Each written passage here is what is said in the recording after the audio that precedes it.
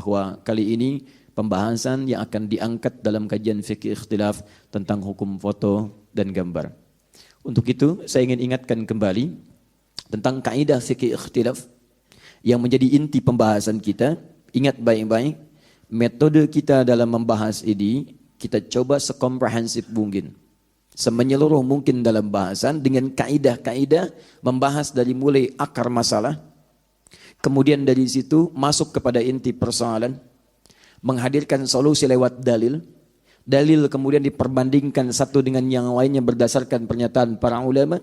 Setelah itu diambil perbandingannya, muqaranahnya dengan menghadirkan tarjih, mana yang paling kuat. Setelah itu kita hadirkan pilihan kepada para jamaah sekalian untuk memilih sekiranya mana yang paling memudahkan untuk diamalkan. Itu penting sebagai manhaj kita supaya diketahui turunan-turunan dari pembahasan kita. Jadi kita tidak akan menampilkan pendapat ini saja, tidak. Semua kita buka dan dengan pembukaan itu mana tarjihnya sehingga mudah untuk memilihnya. Itu satu.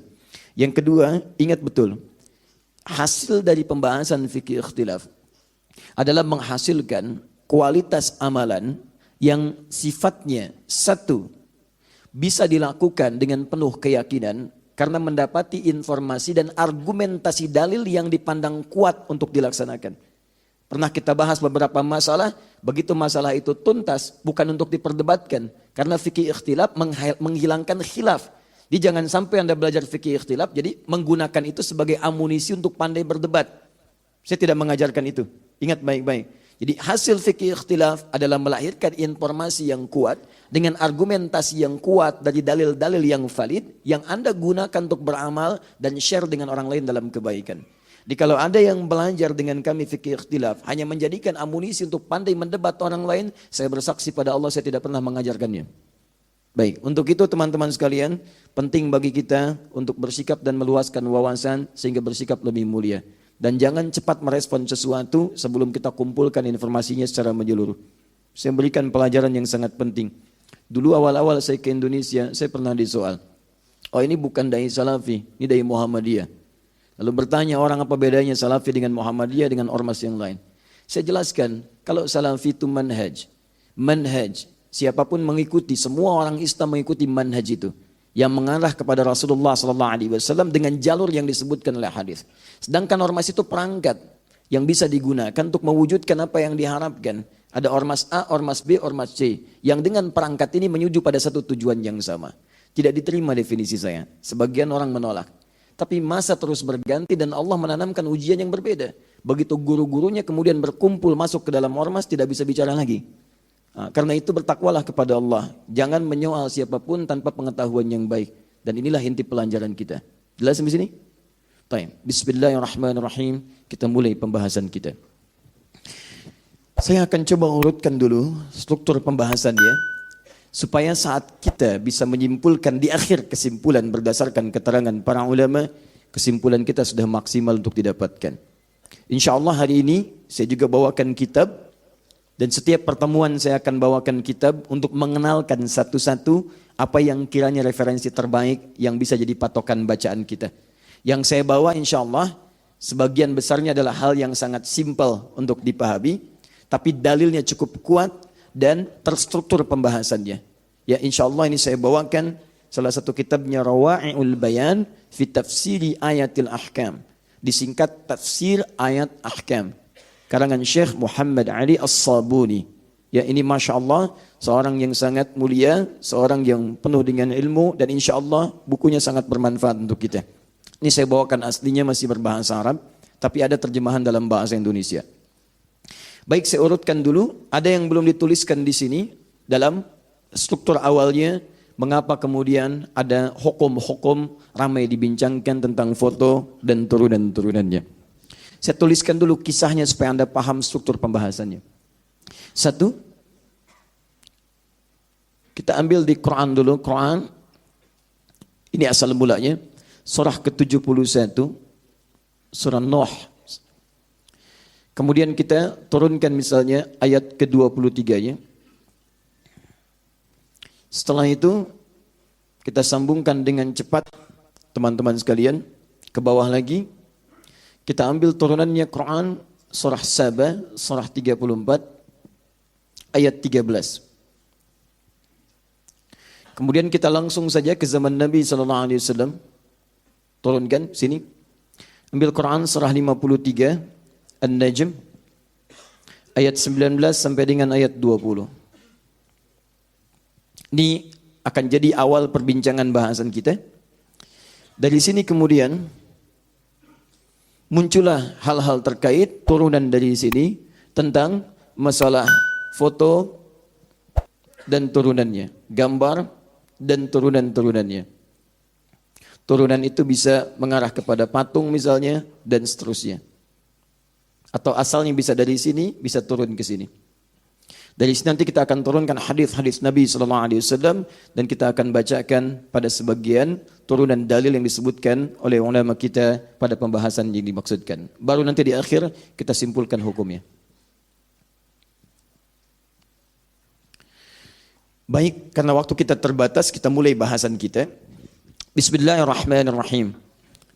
Saat Allah Subhanahu wa taala menurunkan Nabi Adam dan istri beliau untuk memulai awal tugas sebagai khalifah. Karena ketika Adam diciptakan alaihissalam pun demikian dengan istrinya yang akan berketurunan, tegas dijelaskan fungsi hidupnya itu bukan di langit tapi di bumi. Quran surah kedua Al-Baqarah ayat yang ke-30, paling kiri sebelah atas. Wa idh qala rabbuka lil malaikati inni ja'ilun fil ardi. Saya akan menjadikan, memberi tugas di bumi, bukan di langit, bukan fis sama. Ingat ya, inni ja'il. Ja'il itu menjadikan sesuatu, memberikan fungsi pada sesuatu. Kalau mencipta sebelum tidak ada, jadi ada, itu khalaqa namanya. Khalaqa, yang menciptakannya disebut khaliq. Saya tuliskan. Khaliq. Jadi ketika Allah menciptakan Nabi Adam alaihissalam, dari tidak ada menjadi ada, Allah menyebut dirinya dengan khaliq. Quran surah ke-15 ayat ke-28. Wa idh qala rabbuka lil malaikati inni khaliqun bashar. Saya akan mencipta satu makhluk baru yang bukan malaikat, bukan jin, khaliq. Ketika sudah jadi, kan semua ciptaan Allah harus selalu ada fungsinya. Harus selalu ada manfaat dan maknanya. Mustahil ada ciptaan Allah tidak ada faedahnya, itu mustahil. Apapun itu mesti ada, sekalipun cuma nyamuk. Quran surah kedua Al-Baqarah ayat ke-26. Selalu akan ada fungsinya. Nah, untuk itulah kemudian Allah memperkenalkan fungsi kehidupan makhluk baru ini. Kenapa dia diciptakan? Maka saking tingginya fungsi kehidupan ini, diperkenalkanlah kemudian kepada malaikat dan jin pada saat itu. Jin diciptakan duluan sebelum manusia. Quran surah 15 ayat ke-27. Wal janna khalaqnahum min qablu min naris samum. Jin diciptakan sebelum manusia, bahannya dari api yang bergejolak menyambar-nyambar. Ketika diperkenalkan untuk memberikan fungsinya, dirubah kalimatnya dari khaliq, sang pencipta. Jadi kalau kita menyebut Allah khaliq, Allah menyebut dirinya sendiri yang khaliq, sang pencipta. Dari tidak ada, jadi ada. Ketika ingin diberikan fungsi, rubah kalimatnya. Dari ja'ala yaj'alu, ja'il. Ja'il. Ini khalaqa, ini ja'ala. Memberikan fungsi pada sesuatu yang telah tercipta. Ya, contoh. Ini apa? Spidol. Baik, apa fungsi spidol? Oh, belum tentu. Misalnya saya akan gunakan spesial subuh ini untuk mengingatkan yang ngantuk. Nah, misal itu kan. Nah, itu saya katakan ana ja'ilur qalam ramyan lin nu'as. Saya akan gunakan fungsi spidol khusus yang ini itu untuk mengingatkan yang ngantuk. Maka ketika Allah perkenalkan fungsi Adam saat diciptakan, menggunakan yang ini, bukan yang ini. Saya ingin katakan, diksi Al-Quran, ketika memilih kata itu luar biasa. Sesuai dengan konteks, sesuai dengan apa yang akan dibincangkan. Ini bukan bahasa manusia. Kalau bukan firman Allah, mustahil menemukan yang seperti ini. Maka, pertama ini ja'ilun fil ardi, tugasnya di bumi. Ardi khalifah, sebagai khalifah. Pemakmur bumi mengarahkan semua fungsi kehidupan sesuai dengan ridha Allah. Baik, singkatnya Adam, Hawa turun. Quran surah kedua ayat 38. Saya urutkan terus dengan surat-suratnya. Qulna ihbitu minha jami'a. Ayat turun semua ke bumi. Adam, Hawa turun. Persoalannya iblis juga ikut turun. Baik, tapi itu kita simpan belakangan karena bukan konteks pembahasan kita. Setelah kemudian dua-duanya turun ke muka bumi, bersua kembali membangun hubungan rumah tangga. Quran surah keempat ayat yang pertama. An-Nisa Ya ayuhan nasu taqu rabbakumul ladzi khalaqakum min nafsin wahidah Adam wa khalaqa minha zawjaha Hawa wa batha minhuma rijalan katsiran wa nisa. Dari Adam dan Hawa melahirkan keturunan-keturunan. Ada laki-laki, ada perempuan. Nah, keturunan Adam dan Hawa ini menyebar. Fokus. Adam, Hawa, kemudian membentuk keluarga, lahir keturunan, laki-laki perempuan, lahir laki-laki perempuan, lahir laki-laki perempuan. Membentuklah kemudian komunitas-komunitas. Dalam bahasa Arab kalau terbentuk komunitas, jadi masyarakat itu disebut dengan syu'ab. Sya'bun jamaknya syu'abun. Syu'ab. Atau bisa dijamakkan dalam bentuk lebih banyak, syu'ubun. Syu'ab. Syu'ab Indonesia. Nah, misal masyarakat Indonesia, syu'ub lebih banyak lagi. Bahkan Masya Allah ketika mulai menyebar, beda-beda penyebarannya. Adam misalnya dengan Hawa, misal saja, tinggal di satu tempat A. Begitu keturunannya mulai banyak, ada yang menyebar kanan, kiri, menyebar jauh. Sehingga terbentuk kabilah-kabilah berbeda. Jadi suku A, suku B, suku C. Kabilah mulai ada suku. Dijamakkan jadi qabail. Turunlah Quran surah ke-49 ayat ke-13. Ya ayyuhan nasu inna khalaqnakum min dzakarin wa untha. Hei kalian yang telah menyebar banyak kemana-mana itu, sekalipun penyebaran kalian banyak bertebaran, sukunya mulai banyak, tapi kalian mesti ingat, kalian tetap manusia yang punya dua tipe. Ada laki-laki, ada perempuan. Wa ja'alnakum syu'uban wa qabaila. Dan kami jadikan kalian memiliki variasi kehidupan. Bumi itu luas, jangan cuma di sini. Silahkan menyebar. Lita'arafu. Dengan penyebaran itu, kalian akan saling mengenal satu dengan yang lainnya. Inna akramakum indallahi atqakum. Tapi ingat ya, dimanapun kalian menyebar, jaga peningkatan takwa kalian di hadapan Allah Subhanahu wa Ta'ala. Karena yang paling mulia di hadapan Allah itu bukan yang paling banyak hartanya. Kalian menyebar untuk cari harta. Kalau sudah jadi kaya, jangan bangga dulu. Kalau kekayaan itu tidak membuat Anda bertakwa, maka Anda tidak ada nilainya di hadapan Allah Subhanahu wa Ta'ala. Kalau Anda merantau mencari kedudukan, jangan bangga ketika kedudukan itu tinggi. Sebab kalau ketinggian itu belum mampu mendekatkan diri Anda dengan Allah, ketinggian itu tidak ada nilainya di hadapan Allah Subhanahu wa Ta'ala. Dan paling aneh, kalau Anda diangkat jabatan tinggi lagi, sampai Anda semakin tinggi, belum juga kenal Allah, harus dibuat setinggi apa lagi? Apa diharuskan Anda sampai menyundul langit, sampai Anda kenal betul bagaimana mendekat kepada Allah? Nah, ini poinnya. Jadi begitu ini diminta, dijaga. Terjadi persoalan. Saya agak cepat sedikit supaya mudah dipahami strukturnya. Jadi begitu ini mulai menyebar, Nabi Adam sudah meninggal dunia karena beliau manusia, setiap manusia akan wafat. Datang maut, Quran surah 3 ayat 185. Diambil oleh malakul maut, Quran surah ke-32 ayat 11. Pulang dalam keadaan tenang menghadap pada Allah Subhanahu wa Ta'ala. Tersisa ini. Saat menyebar, iblis mulai memainkan perannya. Dia telah berjanji kepada Allah, dia minta kesempatan agar bisa membuktikan diri bahwa dia lebih hebat dibandingkan dengan Adam. Maka saat Adam Hawa turun ke bumi, dia pun minta ikutan turun. Dan memohon kepada Allah diberi kesempatan menyesatkan anak cucu Adam. Kemudian Allah pun ingin membuktikan bahwa hamba-hamba Allah ini bisa melawan dan memberikan perlawanan positif dengan cara terbaik dari godaan-godaan iblis untuk membuktikan diri sebagai hamba terbaik. Maka turun Quran surah keempat ayat 119. Iblis minta peran untuk menggoda anak cucu Adam dan menyesatkan mereka bahkan dari kanan, kiri, depan, belakang. Seperti disebutkan di Al-A'raf sampai dengan bahkan Al-Hijr sampai ayat ke-40-nya. Intinya, di antara sekian manusia, ada yang mulai tergoda dari godaan-godaan yang disampaikan oleh iblis dengan pasukannya setan itu. Singkatnya, mendekat kepada awal masa Nabi Nuh alaihi salam. Fokus baik-baik.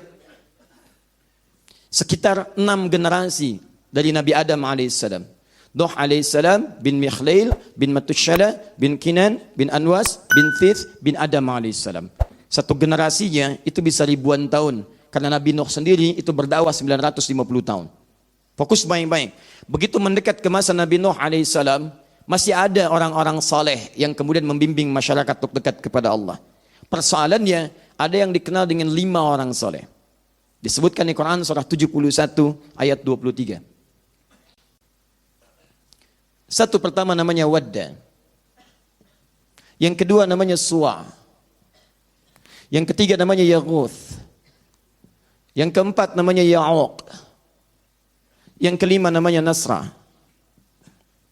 Ada 5 orang saleh yang memberikan pendalaman pada masyarakat seketika itu dengan akhlak yang mulia, dengan ketaatan kepada Allah. Secara singkat, 5 orang ini kemudian sesuai dengan ajalnya wafat menghadap kepada Allah Subhanahu wa taala. Beberapa masa sebelum Nabi Nuh diutus menjadi rasul. Nah, tibalah kemudian iblis datang memberikan susupan godaan-godaannya dengan cara yang halus. Karena masyarakat merasa kehilangan pada saat itu, merasa ada sesuatu yang berbeda dalam kehidupan masyarakatnya, maka muncul godaan-godaan. Sudah, tenang saja untuk mengingat mereka. Siapa tahu dengan ingatan itu memberikan ketenangan. Maka dibuatkanlah secara singkat patung-patung 5 orang ini.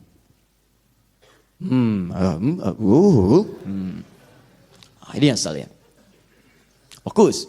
Awalnya bikin patung, 1, 2, 3, 4, 5. Setelah dibuat, jadi keseluruhannya awalnya cuma lihat aja. Lihat, kenangan. Besok-besok kok mirip ya? Besok-besok jalan, kok kayak ada yang perhatikan ya? Apakah ini fiksi atau fiktif? Lihat, misal kalau dalam bahasa kita sekarang. Jalan gitu. Lama-lama, kayak ada kekuatan tersendiri. Begitu melihat ada getaran dalam jiwa. Begitu melihat lagi, kalau saya datang ke situ, kayaknya kok membantu kekuatan. Iblis mulai bermain di situ. Maka jadilah kemudian mereka perlakukan lebih daripada biasanya. Mulai datang ke situ. Mulai jadikan wasilah untuk meminta. Lama-lama mintanya ke situ. Mulai kemudian ngasih beberapa hal. Mulai dari makanan. Mulai dari kemudian buah-buahan. Disimpan. Kok bisa kami nyimpan malam? Besok-besoknya paginya hilang. Dia tidak tahu kalau ada orang lain lapar kemudian mengambilnya. Misal, kan? Tapi apa yang terjadi? Dijadikanlah kemudian 5 orang ini, 5 tokoh ini yang telah kemudian dijadikan sebagai patung ya untuk monumen mengenang pada awalnya, jadilah kemudian bahan sesembahan. Sesuatu yang disembah disebut dengan ilahun, jamaknya disebut dengan alihatun. Dipertuhankanlah 5 patung ini, bahkan dianggap sebagai Tuhan. Alihah jamaknya. Ketika mulai menyimpang, lihat kasih sayang Allah kepada setiap hambanya. Allah tidak menginginkan setiap hamba yang lahir suci pulang dalam keadaan kotor. Ketika lahir suci, fitrah. Kata Nabi, kullu mauludin yuladu alal fitrah. Di antara makna fitrah, Quran surah ke-30, ayat ke-30. Di antara makna fitrah adalah memiliki nilai kedekatan dengan Islam. Menuju Allah subhanahu wa ta'ala. Fa'aqim wajhaka lid-dini hanifa. Tegakkan dirimu untuk memenuhi ketentuan ad-din dengan cara yang benar. Fitratallahi allati fataran nasa alaih. Dan menegakkan nilai agama itu fitrah kehidupan bagi seluruh manusia sejak dia dilahirkan. Makanya setiap manusia ada kecenderungan untuk mendekat kepada Rabbnya. Apa yang disebut dengan ad-din? Quran surah ketiga ayat 19. Inna dina indallahil Islam. Itu Islam. Apa yang disebut dengan Islam? Hadis riwayat Muslim, nomor hadis yang ke-8. Ketika Nabi ditanya oleh malaikat tentang Islam untuk memberikan gambaran pada umatnya, mal Islam antashhada adda ilaha illallah wa anna Muhammad Rasulullah. Engkau bersaksi menuhankan Allah satu-satunya Tuhan yang layak disembah, tidak ada yang lainnya. Jadi la ilaha illallah itu fitrah manusia. Bahkan sejak dalam kandungan 4 bulan sudah terjadi dialog untuk menetapkan fitrah itu. Quran surah ke-7 ayat 172.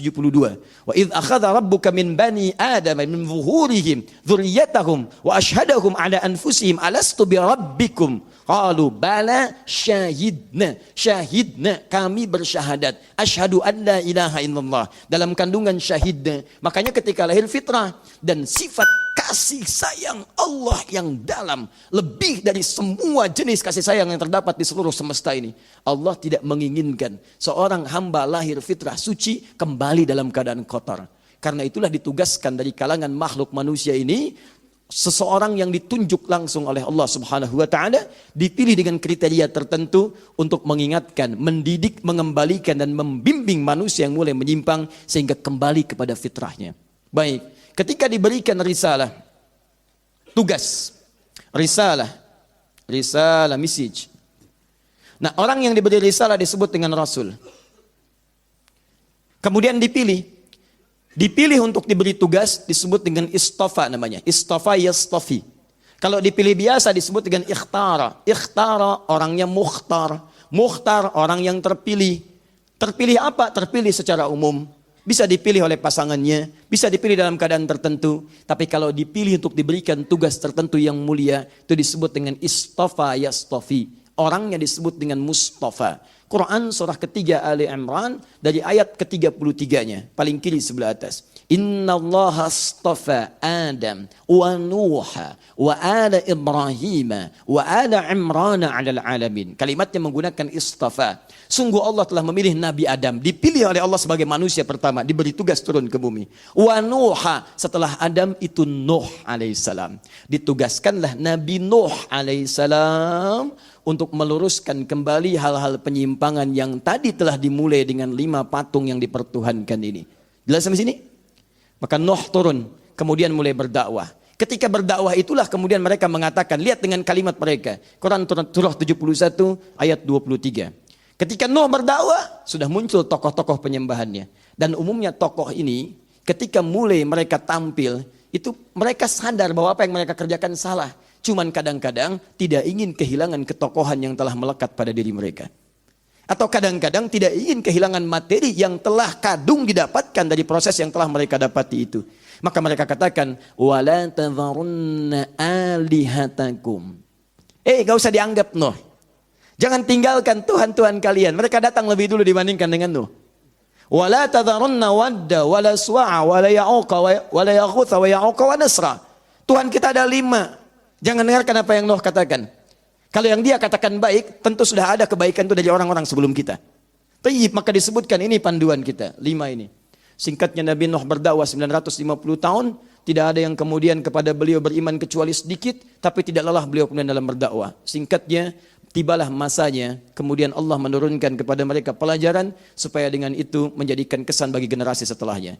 Singkatnya, turunlah kemudian banjir bah, menghancurkan semuanya, termasuk keadaan-keadaan ini. Hancur, habis semua, tersisa kemudian generasi Nabi Nuh alaihissalam yang dibawa beliau dengan izin Allah subhanahu wa ta'ala dengan pasangan masing-masing laki-laki perempuan plus juga dengan bahan kehidupan seperti hewan. Hewan bawa berpasangan. Singa jantan, pasangannya singa apa? Singa betina. Kemudian misal sapi jantan, pasangannya sapi apa? Sapi betina. Masya Allah. Manusia yang laki-laki pasangannya apa? Yang perempuan. Jadi yang dibawa Nabi Nuh itu enggak ada yang laki-laki pasangan laki-laki. Perempuan pasangan perempuan. Makanya ketika sekarang ada, itu siapa sebetulnya gitu. Baik. Pasti ada yang keliru gitu, pasti ada yang keliru ya. Taib. Singkatnya agak cepat. Zaman Nabi Nuh kemudian ada kehidupan baru. Setelah itu kapalnya kemudian merapat, tidak usah dicari hakikatnya. Kalau ada yang gaib, Anda kalau mau menelusuri, capek diri Anda. Yang ada dari peristiwa itu diambil hikmah untuk diterapkan kemudian. Maka teman-teman sekalian, muncul generasi baru. Setelah generasi baru, seperti tadi di awal masa generasi Adam. Berkembang lagi, nyebar lagi, macam-macam. Bahkan ada yang ke Nusantara, ada yang sebagainya dan seterusnya. Apa yang terjadi setelah itu? Tibalah sampai ke periode sebelum Nabi Ibrahim alaihissalam diutus. Bahkan sebelum-sebelumnya. Terjadi penyimpangan yang sama dengan sebelum-sebelumnya. Bahkan lebih dahsyat lagi ketika dibuat patung, patungnya sudah ada 2 jenis. Ada patung batu, ada patung menggunakan kayu. Patung batu disebut dengan wathanun. Wathanun. Jamaknya awthanun. Awthan. Hamzah, waw, tha, alif, nun. Nanti Anda ketika baca Quran, Anda akan menemukan kalimat ini. Itu namanya patung batu. Baik ya? Jadi kalau ada orang yang sekarang ikut-ikutan bikin patung batu, dia telat karena dulu sudah ada, ya. Kemudian yang kedua, sonamun, sod, nun, mim, sonamun. Jamaknya disebut dengan asnamun, asnam.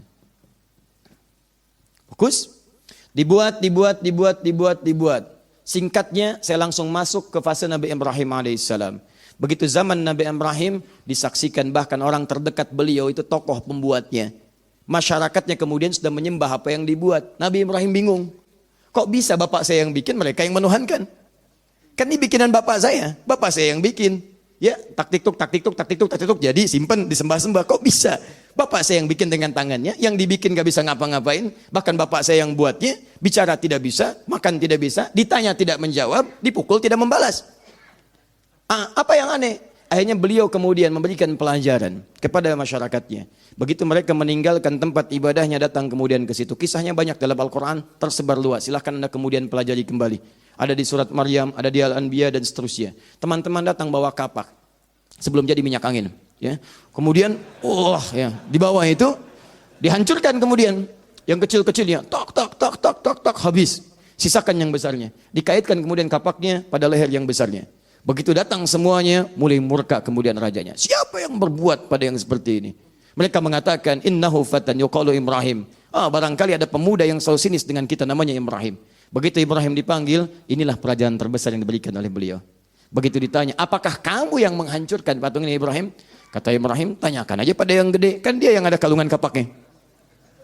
Mereka berkata, bagaimana dia bisa menjawab? Bicara aja nggak bisa. Ibrahim membalikan, lantas kalian ini gimana? Bicara aja nggak bisa, kok dijadikan Tuhan?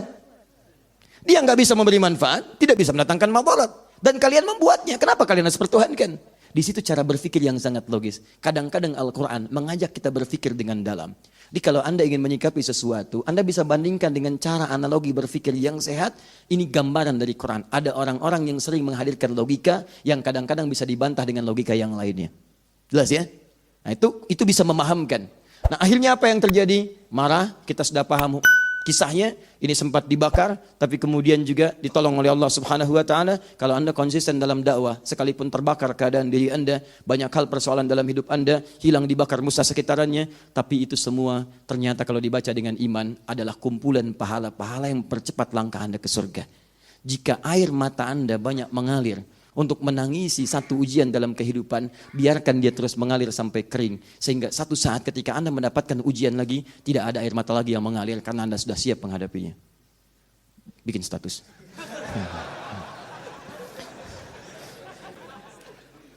Kalau Anda sudah mendapatkan semua coretan dalam kehidupan, akan tiba masanya untuk menghapus. Itu poinnya. Sekalipun Anda mesti melakukannya sendiri, tidak ada masalah. Baik. Semoga Allah ampuni dosa-dosanya. Baik. Fokus sini. Sudah selesai zaman Nabi Ibrahim alaihissalam, teman-teman sekalian, keturunan ini sudah selesai menyebar. Nah, akhirnya Allah berikan pelajaran besar untuk seluruh makhluk di muka bumi. Ini masih senang bikin patung, saya pilih seorang nabi. Nabinya bukan nabi biasa, bahkan nabi bisa bicara dengan hewan. Masya Allah, jangankan hewan yang paling besar seperti gajah, hewan paling kecil seperti semut bisa mendengar suaranya, bahkan bisa berdialog dengan dia. Bisa bicara dengan burung, bisa menaklukkan awan. Jangan kira Sunggokong datang belakangan, dia yang hebat menaklukkan awan. Ada awan kinton, awan macam-macam, tidak. Jauh sebelum itu ada sesuatu yang lebih hebat dibandingkan seluruhnya. Kenapa? Baik. Ya, saya hafal itu. Saya nggak pernah nonton, nggak ada kerjaan itu. Cuman saya hafal penulisan, suka baca. Itu karya Yusuke Watanabe, ya itu karya dia itu. Yusuke Watanabe dia yang nulis pada saat itu. Ada tokohnya, tapi bukan pembahasan kita saat ini. Ya, awan kinton datang klik, ya kamehameha dan sebagainya itu. Saya hafal. Baik, musuhnya Piccolo dan seterusnya. Sudah selesai. Sudah lihat sini. Nah, dan diberikan pelajaran besar sampai jin ditaklukkan. Dan jin-jin itu diperintahkan oleh Sulaiman, ya alaihissalam namanya. Nabi Sulaiman memerintahkan semua kalangan-kalangan, baik jin, macam-macam dan sebagainya, untuk berkutik, bertekuk lutut dengan izin Allah Subhanahu Wa Taala. Maka mereka diperintahkan diantaranya untuk membuat sebuah ornamen-ornamen di istananya, dan Nabi Sulaiman memberi pelajaran, ini bukan Tuhan, ini bukan Tuhan, ini bukan Tuhan, rendahkan di hadapan beliau. Apa yang dimintakan untuk dibuat? Ya'maluna ma yasha' bin mahariba wa tamathila wa jifan. Quran surah 34 ayat 13. Ini poinnya. Ya'maluna ma yasha. Mereka diperintahkan para jin dan seterusnya untuk melakukan, membuat apa yang diinginkan. Semua yang dikehendaki oleh Sulaiman dengan izin Allah Subhanahu Wa Taala dibuat oleh mereka. Apa diantaranya? Bin mahariba, mihrab. Masya Allah. Ornamen-ornamen terindah dibuat dan seterusnya. Watamathila, dan patung-patung. Di zaman Nabi Sulaiman. Perhatikan turunan struktur dari pembahasannya. Patung-patung di zaman Nabi Sulaiman dibuat pada saat itu oleh para jin dan seterusnya. Tapi diperkenankan oleh Allah itu jadi. Apa yang ingin ditunjukkan? Untuk direndahkan. Ini bukan Tuhan, ini bukan Tuhan, ini bukan Tuhan. Saya jadikan ornamen yang diam, yang tidak ada nilainya sama sekali. Untuk memberikan pelajaran pada seluruh umat pada saat itu, tidak ada yang layak dipertuhankan kecuali Allah Subhanahu Wa Taala. Paham ya? Ada tafsir yang kedua dari sini, bahwa yang dibuat oleh Nabi Sulaiman diperintahkan bukan patung dalam bentuk orang-orang atau benda-benda yang memiliki roh di situ. Ada yang menyebutkan alam dan sebagainya. Tapi ini pun ada yang menguatkan pada pendapat yang pertama. Bahwa ini patung-patung dalam jenis-jenis yang sudah dikenal. Tapi direndahkan pada saat itu untuk merendahkan semua keyakinan yang ada bahwa cuma Allah yang harus diesakan. Nih, gak bisa bicara nih. Nih, cuma diam aja nih. Lebih bahkan, maaf, lebih kurang daripada hewan. Hewan bisa bicara, saya ajak ngobrol, semut jawab. Saya ajak ngobrol singa, singa jawab. Oh, ini maknanya. Masya Allah. Nah, ada yang lewat burung bulbul bisa jawab, hud bisa jawab. Ini patung nggak bisa ngapa-ngapain, ngapain dipertuhankan? Diam, selesai. Jadi semua takluk, tunduk dan sebagainya. Jin diikat, terkengkang, nggak bisa memberikan hal yang macam-macam. Macam-macam. Sulaiman muncul dengan tongkatnya dan seterusnya. Nah, teman-teman sekalian, pada masa ini kemudian aman suasana sampai singkatnya alaihissalam, Sulaiman alaihissalam kemudian dengan izin Allah wafat karena beliau juga manusia. Dan wafatnya sangat menarik dalam keadaan duduk. Kemudian seperti Anda ketahui tongkatnya dimakan rayap sampai dengan kemudian terjatuh. Jin bahkan tidak ada yang tahu. Makanya disebutkan di Quran jin itu tidak tahu yang gaib. Gak tahu yang gaib. Bahkan jin sendiri ngaku di situ. Ngaku. Kalau kami tahu sudah lama meninggal. Aduh dari dulu kami tinggalkan Sulaiman. Tapi kami gak tahu yang gaib. Jin aja sudah ngaku. Kami gak tahu yang gaib. Anda malah nyari-nyari jin. Jin tolong sampaikan berita. Wow. Jin aja ngaku, saya nggak tahu. Kenapa Anda mencari-cari jin? Maka muncul jin, muncul jun dan sebagainya gitu kan. Aneh-aneh Anda ini. Jadi jangan menukar sesuatu yang tidak jelas. Kalau ada orang mengaku salah, jangan dibela kesalahannya. Ini kadang-kadang sekarang terjadi sesuatu yang ironis. Orang sedang ngaku salah, kok saya minta maaf. Saya salah, ternyata adzan lebih merdu dari yang lainnya misal itu kan. Terus Anda bela lagi, orang yang sedang ngaku salah, Anda bela-belain. Yang ada itu didoakan, dibimbing, diarahkan. Jadi ketika Anda membela seseorang sedang mengaku salah, masalahnya bukan pada orang itu, masalahnya pada Anda. Itu persoalannya. Yang benar diolok-olok, yang salah dibela-bela. Anda sebetulnya siapa? Anda lebih daripada jin. Nah itu. Baik, hilang kemudian persoalan yang tadi itu. Kemudian ketika Nabi Sulaiman meninggal, jin mulai bikin ulah lagi. Setan itu kan asalnya kemudian dari pasukan jin yang menyimpang, digoda-goda lagi. Singkatnya sampai ke masa Nabi Muhammad SAW. Zaman Nabi, setelah wafatnya Nabi Isa, jaraknya 600 tahun ke Nabi Muhammad SAW, maka kebiasaan ini mulai kembali. Bahkan namanya lebih variatif. Mereka semakin kreatif. Jadi kalau ada orang sekarang kreatif dalam urusan ibadah, itu ketinggalan. Dia telat, dari dulu sudah ada. Ya, dulu sudah ada. Jadi bukan ada kemajuan, ada keterbelakangan yang tak terlukiskan. Bikin status. Nah ini. Maka apa namanya? Quran surah 53 ayat 19 sampai dengan ayat 20. Sudah? Lata wal Uzza. Yang tadi 5 sekarang lain lagi. Bikin yang lebih keren, beda namanya. Sekarang Lata, Uzza, wa Manat tsalitsatul ukhra. Ada Manat yang ketiga. Lata, Uzza, Manat dan seterusnya. Nama jadi bertambah. Bahkan caranya bukan cuma patung. Mereka mulai menggambarkan Tuhan-Tuhan mereka. Mulai digambarkan, mulai dilukiskan. Sesuatu yang dilukiskan, digambar, disketsakan, jadi sesuatu. Maka teman-teman sekalian, orang Arab menyebutnya sawwara yusawwiru taswiran. Jadilah surah. Suratun. Pakai sad, bukan pakai sin. Sad, bukan pakai sin. Ingat, dulu ada seorang anak baru datang ke pesantren besar, kemudian dia diminta untuk memberikan semacam kultum. Dia katakan, utlubul ilma walau bisin, sin, kan? Kata seniornya, laisa bisin, bisad. Nah, utlubul ilma walau bisin, la bisad. Oh, utlubul ilma walau bisad. Paham enggak? Jadi Cina itu bahasa Arabnya as-sin pakai sad, begini sin, as-sin pakai sad. Dia menyebut pakai sin kecil. Utlubul ilma walau bisin pakai sin begini. Kata seniornya jangan pakai sin, pakai sad. Utlubul ilma walau bisin, bukan bisin. Si anak gak paham. Dia katakan utlubul ilma walau bisad. Baik, ambil ke sini teman-teman sekalian. Surah dibuat sketsa gambar. Jadi sejak masa Nabi Muhammad SAW di awal masa itu mereka sudah membuat gambar-gambar, lukisan-lukisan tentang Tuhannya. Paham? Kemudian setelah itu ada bentuk yang kedua. Setelah tidak puas dengan dilukis, diterjemahkan, dibuat langsung. Sketsa jadi, dibikin kemudian bentuknya menjadi patung-patung. Di patung ada, lukisan juga ada. Di lukisan gambar itu turunan asalnya dari patung-patung yang dibuat, dikembangkan, kemudian jadi terbalik. Sketsa dibuat jadi patung dan seterusnya. Bahkan kemudian menyebar. Dari rahib-rahib dibikin lagi gambarnya. Dari gambar-gambar orang dikembangkan lagi. Dan pada saat itulah ketika menggambar itu merasa bahwa ada kemiripan di situ. Rasanya dengan gambar ini sesuai dengan aslinya. Rasanya dengan gambar ini ada aura tersendiri. Kalau saya melihat dari gambaran ini ada kekuatan besar melekat pada jiwa. Diutusnya Nabi Muhammad SAW dalam usia 40 tahunnya. Dihadapkan pada realitas yang demikian. Dan sangat sulit mengakar ketika akan diluruskan. Sampai 13 tahun di Mekah belum mempan juga. Persis sama seperti tulisan ini ketika akan dihapuskan, sulitnya luar biasa. Ya, butuh partner untuk membantu itu. Sampai Nabi SAW juga mengajak partner-partner tertentu. Ya, ada Abu Bakar As-Siddiq dan yang lainnya untuk merespon kemudian ajakan Nabi hijrah ke Madinah. Baik.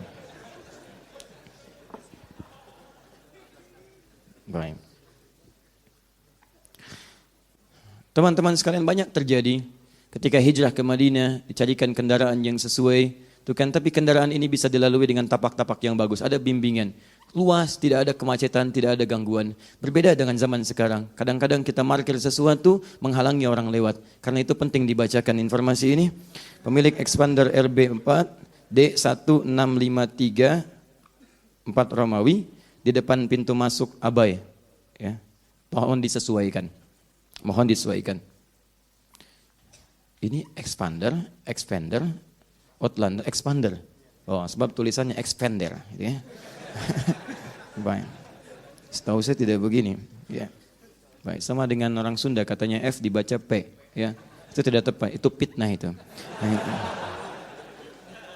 D1653 ya, kemudian 4 Romawi, mohon disesuaikan. Baik teman-teman sekalian, maka secara singkat Nabi SAW setelah hijrah ke Madinah, kemudian situasi mulai stabil, mulai ada pengikut-pengikut yang mulai memahami dengan baik, menyambut dakwah beliau. Secara singkat, mulailah kemudian Islam mulai mengakar di Madinah, sampai kemudian datanglah ke Mekah kembali untuk menyebarluaskan dengan baik dan terjadi Fathu Mekah. Secara singkat, selesai dakwah dengan mulia. Islam kemudian total berada di Jazirah Arab, bahkan mulai dikirim utusan ke beberapa luar Jazirah Arab untuk mengenal risalah Islam. Kemudian muncullah hal yang pertama dilakukan oleh Nabi. Apa yang pertama kali dilakukan ketika datang ke kota Mekah dalam peristiwa Fathu Mekah? Nabi menghancurkan semua jenis hal yang dipertuhankan, mulai dari kemudian patung-patung, baik di dalam Ka'bah ataupun sekitaran Ka'bah. Dalam Ka'bah ada patung dulu, keluarin patungnya, hancurkan, tahtim, 1, 2, 3, 4, hancurkan semua. Kemudian tulisan-tulisan disobek-sobek. Termasuk tulisan-tulisan yang dilekatkan sekitaran Ka'bah yang tidak sesuai dengan kemuliaan-kemuliaan yang menghadap kepada Allah Subhanahu wa taala. Misal, ada yang diganti, ada yang disobek. Yang diganti itu syair-syair.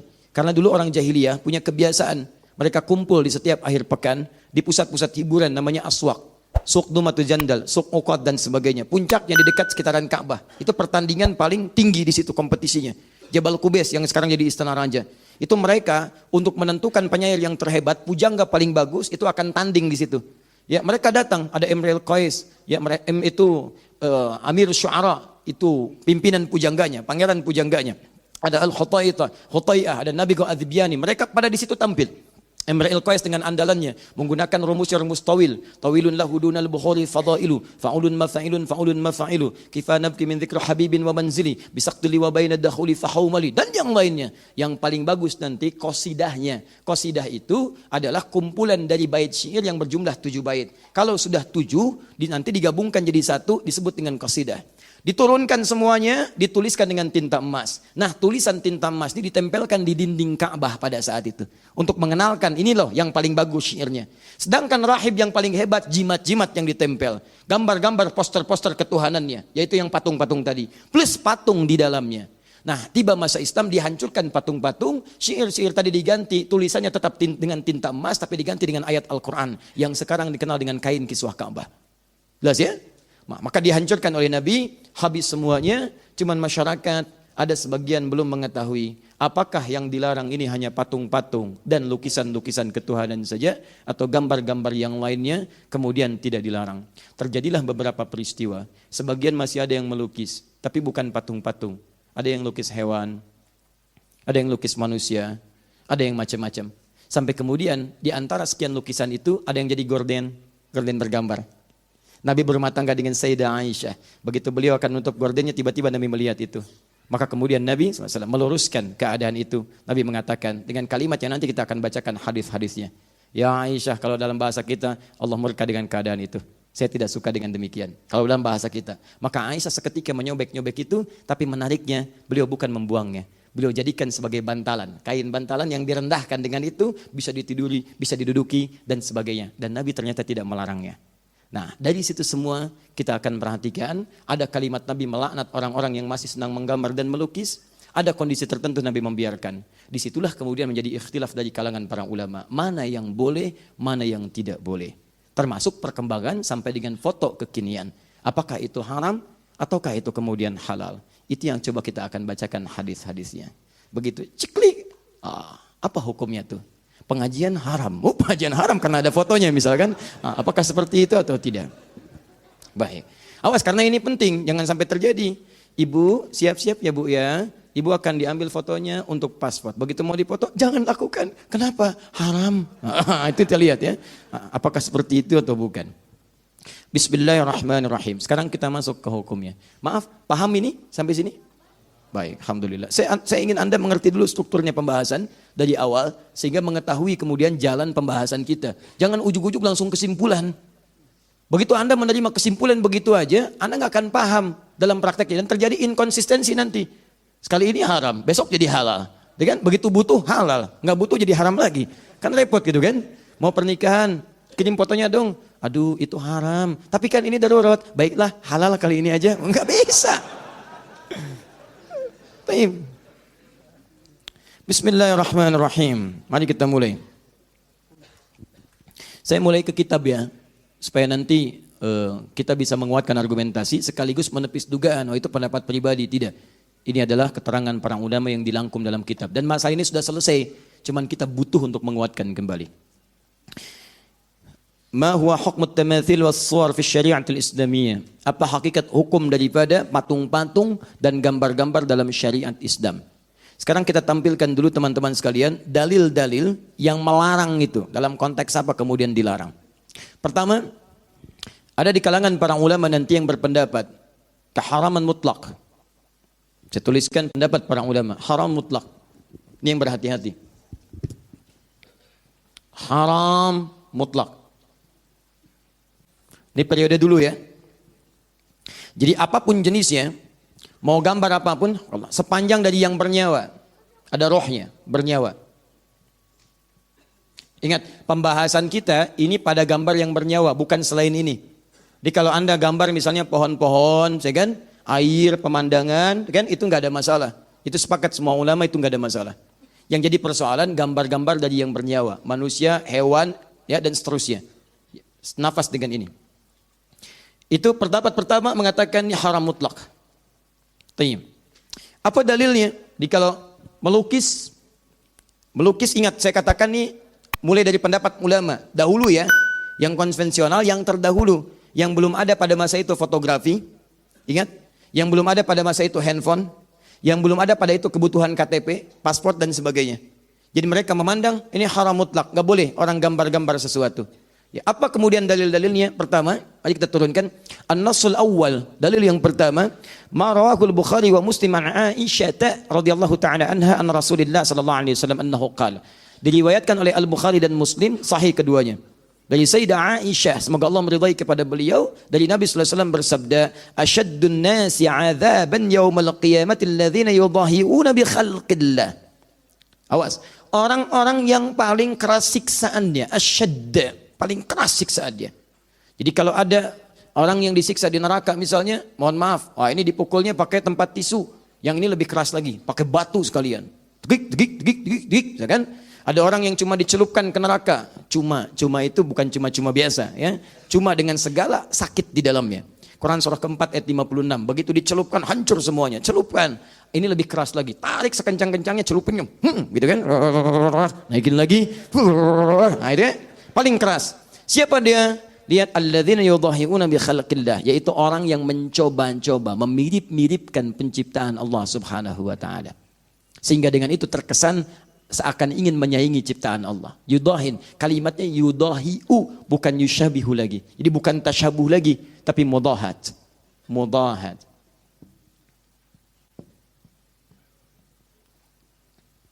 Jadi Nabi seakan memberikan gambaran. Kebanyakan orang-orang yang melukis itu, ketika dia mulai melukis, ini ambil pendapat pertama ya. Kata para ulama, hadis ini yang pertama memberikan kesan bahwa kenapa muncul siksaan yang besar di sini?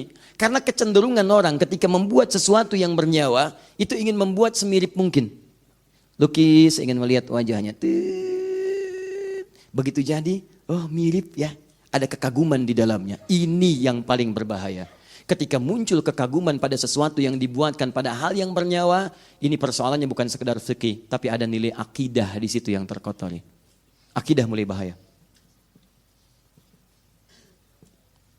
Seakan-akan ada yang bisa membuat yang mirip seperti ciptaan Allah. Maka nanti kita akan lihat bagaimana hadis selanjutnya pada yang seperti ini. Bikin patung, kan? Ada madam lilin, madam batu, madam macam-macam tuh dibuat. Mirip. Anda sih sebagian orang belum paham, tiba-tiba foto di sampingnya. Foto, ceklik gitu kan. Tapi persoalannya ketika ada kekaguman, kedahsyatan ke situ, bahkan menghadirkan suasana tertentu, auranya seperti mendapati aslinya. Seperti seakan-akan bersamanya. Bahkan kadang-kadang terjadi penipuan luar biasa. Ceklik, sedang berfoto bersama Obami misalkan. Misal, yang lain udah nggak ada. Bisa supaya kita menyebut kalimat yang berbeda. Mirip wajahnya. Dan dikesankan pada orang lain sedang berada bersamanya. Ya, sudah dosa kuadrat. Dosa kuadrat, dosa pertama bersama sesuatu yang salah, dosa yang kedua mencoba mengelabui orang lain. Paham ya? Baik. Hadirkan sini. Jangan dipotong video saya, awas hati-hati ya. Kita mencari cara yang terbaik. Nah, itu orang seperti itu yang berusaha memirip-miripkan dengan ciptaan Allah Subhanahu wa taala sehingga terkesan ada aura-aura yang berbeda. Ini ilatnya, lihat. Dampak sebab hukumnya, ilatnya. Kenapa dilarang dengan sangat kuat? Karena dikhawatirkan merusak bukan hanya ke fikih tapi ke akidahnya. Ada sesuatu yang diturunkan, takut merasa ada sesuatu yang aura besar di situ, ada kemiripan. Maka yang seperti ini, lihat hadis selanjutnya. Rawal Bukhari wa Muslim wa ashabus sunan anna Nabi sallallahu alaihi wasallam qala, diriwayatkan tidak main-main. Di Al-Bukhari disebutkan, di Muslim disebutkan, di ashabus sunan, sunan, hadis-hadis. Kalau dalam ilmu hadis, sunan itu artinya kitab-kitab yang disusun isinya berdasarkan urutan fikih. Kitab hadis yang disusun berdasarkan urutan fikih. Ya, yang lainnya jami'. Jami' itu kitab hadis yang disusun berdasarkan urutan umum, semua pembahasan. Biasanya babul iman dulu, bab akidah, terusannya ibadah, muamalah dan seterusnya. Tapi kalau sunan, ingat beda antara sunan dalam istilah hadis, sunan dalam istilah usul fikih, sunan dalam istilah fikih, dan sunan dalam istilah sejarah itu beda. Lain. Kalau disebutkan dalam istilah hadis, maksudnya kitab hadis yang disusun berdasar urutan fikih. Seakan-akan ini penulis kitab ini ingin mengatakan, jangankan di kitab hadis urusan akidah, di kitab hadis urusan fikih pun disebutkan celaan pada yang demikian. Apa yang dimaksudkan? Inna ashab hadhihi suwar yu'adzabuna yaumal qiyamati yuqalu lahum ahyu ma khalaqtum. Orang-orang yang membuat seperti ini dimirip-miripkan dengan ciptaan Allah sehingga terkesan orang lain mengaguminya dengan mengatakan mirip ya, bagus ya, seakan-akan ada ya, maka orang ini akan dipanggil di hari kiamat sebelum disiksa, kemudian diberikan oleh Allah penghinaan pada saat itu, dihinakan. Coba berikan nyawa tuh. Ayo berikan nyawa. Kamu pengen jadi saingan saya? Ayo hidupkan, tiupkan roh kepadanya. Maka ketika dia tidak mampu dan memelas, maka dicelupkanlah ke neraka. Nih yang merasa jadi saingan saya. Hancurkan. Begitu hancur, angkat kembali, hancurkan lagi, angkat kembali, hancurkan lagi. Dan dia tidak akan pernah keluar dari siksaannya. Tidak akan pernah keluar. Nah, ini yang pertama. Teruskan, an-nasu tsanits, nas yang ketiga, rawal Bukhari wa Muslim wa Ahmad, an Abi Zur'ah, dari Abu Zur'ah qala, dakhaltu ma'a Abi Hurairah dar Marwan ibn al-Hakam, fara'a fiha tasawir wa hiya tubna, faqala sami'tu Rasulullah sallallahu alaihi wasallam yaqul, qala Allah azza wa jalla wa man azlamu mimman dhahaba yakhluqu khalqi. Tiba-tiba saya datang bersama sahabat Abu Hurairah. Kemudian saya mengunjungi rumah Marwan bin Hakam. Ketika mendapati di situ banyak gambar-gambar, bahkan ada yang tersusun dan membentuk satu bentuk-bentuk tertentu. Bubna, ada yang digambar, ada yang jadi patung-patung sebagian. Maka dibacakanlah hadis Nabi, hadisnya hadis qudsi. Wa man azlamu, yang tadi menyebutkan diazab. Yang tadi menyebutkan dihinakan. Yang ini disebut manusia paling zalim. Dan siapa orang yang paling zalim dibandingkan orang yang berusaha membuat ciptaan, ingin menyaingi ciptaanku. Tapi belum selesai. Falyakhluqu dzarratan falyakhluqu habbatan aw falyakhluqu sya'iratan. Kalau mau dibikin, bikinlah yang tidak bernyawa. Silahkan bikin misalnya gambar-gambar patung-patung, bisa kemudian dari biji-biji jagung, bisa kemudian dari biji-biji tumbuhan yang lain ataupun gandum dan sebagainya. Jadi gambaran hadis-hadis ini banyak hadisnya, saya berikan contoh sebagai dalil dari kelompok yang pertama, teman-teman sekalian, bahwa untuk kehati-hatian pada gambaran-gambaran yang bernyawa, kelompok ulama pertama memilih untuk hati-hati dan mengharamkan secara mutlak. Mereka khawatir kalau bikin seperti ini, memang awalnya bikin biasa, tapi dikhawatirkan ketika jadi atau ketika membuat itu ada perasaan mirip juga ya dengan aslinya. Begitu ada perasaan itu, maka disitulah mulai terganggu keyakinan kita kepada Allah. Begitu orang lain mengagumi dengan berlebihan, di situ mulai ada gangguan dalam akidah. Maka ulama pertama berpendapat ini haram mutlak pada yang bernyawa. Ingat satu, tapi mereka kecualikan ini dari kasus yang terjadi di zaman Nabi sallallahu alaihi wasallam. Kecuali dua hal. Kecuali satu, hal yang melekat pada perangkat mainan anak-anak. Jadi kalau mainan anak-anak tidak ada masalah. Sebab nilainya bukan pengaguman, nilainya buat main-mainan. Sayyidah Aisyah punya mainan, teman-temannya punya main-mainan dan tidak pernah dinafikan oleh Nabi sallallahu alaihi wasallam. Illa lu'batul banat, kecuali mainan anak-anak. Jadi kalau ibu ingin memberikan anak-anak misalnya mainan-mainan Hello Kitty, ya itu enggak ada masalah. Ya, enggak ada masalah. Bawa Hello Kitty, kita ke rumah. Nah, ada Hello Kitty. Hello Kitty. Nah, kan? Nah, Anda yang mau mengaji tiba-tiba datang, haram ya? Oh, tidak. Nas yang kedua mengatakan illa lu'batul banat, kecuali mainan bagi anak-anak. Boleh, tidak ada masalah. Ini ada Doraemon, bawa kan? Ini mainan panda, bawa, itu enggak ada masalah. Mainan anak-anak. Baik ya, kecuali misalnya orang tua yang kekanak-kanakan, ya. Sudah 70 tahun masih pakai boneka, tak ninung, tak ninung, itu salah. Nah, misalnya. Jelas ya, ini lu'batul banat, itu mainan anak-anak. Mainan anak sama perangkat mengajari anak. Anak menggambar misalnya macam itu tidak ada masalah. Gambar bikin ini, bikin itu, ada kelas menggambar di sekolah tidak ada masalah. Karena memang untuk anak-anak mendekatkan pada dunia dia, ada tasawur, ya, deskripsi bagi dia untuk memahami lewat permainan. Karena anak-anak belum ngerti ya, dia belum balik. Bagaimana mau menyekutukan Allah, balik aja belum? Belum balik, dia belum ngerti. Salat aja belum wajib, puasa aja tidak. Jadi kalau ada anak-anak belum balik, ibu jangan memaksanya tapi mengajarkannya dalam kemuliaan. Paham ya? Ini mau puasa sebentar lagi, ada anak belum balik, latihan dia pelan-pelan. Kalau zuhur buka, apresiasi. Aduh adek pintar.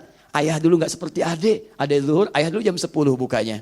Bu, misal gitu kan, angkat dia, ayo lawan lagi ya kakak, tuan, sampai dengan asar. Besoknya asar, dia buka, adek pintar, Masya Allah. Tuh mamah dulu, zuhur lewat dikit udah buka, adek sampai asar.